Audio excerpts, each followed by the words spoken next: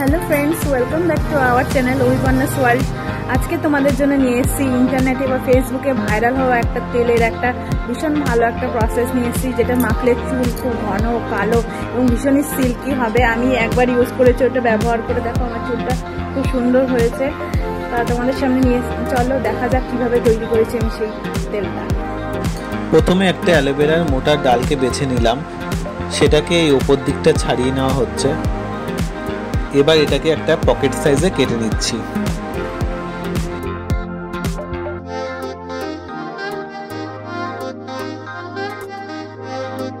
পকেটের মতো করা হয়ে গেছে। এবার এতে দিয়ে দিলাম কিছু মেথি দানা।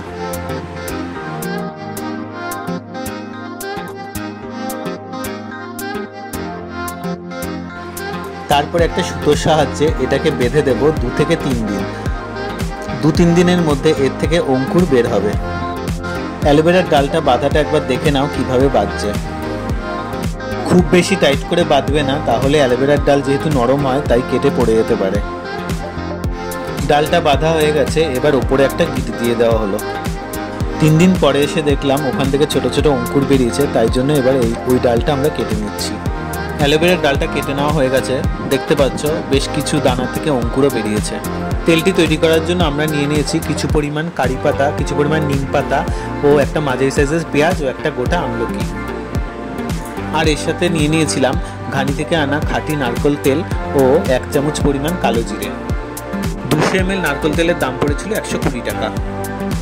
এবার সব উপকরণগুলিকে একসাথে মিশিয়ে ধিমি আঁচে 5 মিনিট ফুটিয়ে নেওয়া হচ্ছে।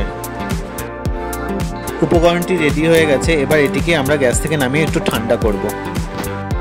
উপকরণটি ঠান্ডা হয়ে যাওয়ার পরে আমরা একটা মিক্সিতে দিয়ে এটিকে পেস্ট করে নেব। পেস্ট হয়ে গেছে, এবার এটিকে আমরা একটি ছাঁকনির সাহায্যে ছেঁকে তেল বার করে নেব। তেল বার করা হয়ে গেছে, এবার আমরা এই তেলের সাথে মিশিয়ে নেব 3 থেকে 4টি ভিটামিন ই ক্যাপসুল। সবকিছু হয়ে যাওয়ার পরে এবার আমরা সম্পূর্ণ তেলটিকে ভরে নেব একটি পরিষ্কার কাচের শিশিতে। সপ্তাহে 3 দিন করে তোমরা স্নানের আগে গোড়া থেকে আগা অবধি চুলের এটা ভালো করে ম্যাসাজ করে লাগিয়ে নেবে ও 2 ঘন্টার জন্য ছেড়ে দেবে। 2 ঘন্টা পর তোমরা যে শ্যাম্পু ব্যবহার করো সেই শ্যাম্পু দিয়ে তোমরা ভালো করে চুলটা ধুয়ে নেবে ও কয়েকদিনের মধ্যেই তফাৎ বুঝতে পারবে।